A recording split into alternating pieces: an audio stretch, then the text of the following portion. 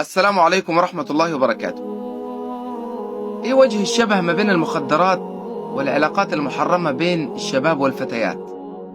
لما عملت مقارنة بينهم لقيتهم سبحان الله متشابهين في كل حاجة.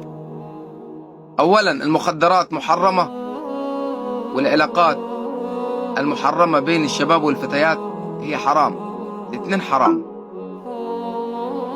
العلاقات المحرمة بتبدأ تدريجيا، تعارف وبعد كده حب وعشق كده، يعني زي ما انتوا عارفين.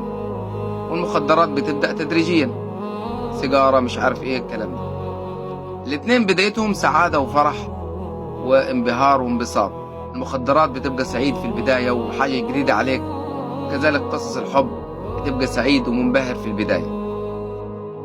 الاتنين وقت الابتعاد عنهم صعب جدا، وفي ألم وفي حزن وفي انكسار. مخدرات انتوا عارفين طبعا، اللي بيتعالج من المخدرات بيبقى شكله ايه، واللي واحد بيحب واحدة وبعدت عنه، او واحدة بتحب واحد وبعد عنها، بيبقى شكلها ايه. الاتنين نفس الألم ونفس الحزن ونفس الانكسار. المخدرات بتأثر على النفسية وبتوصلك للاكتئاب وممكن للانتحار.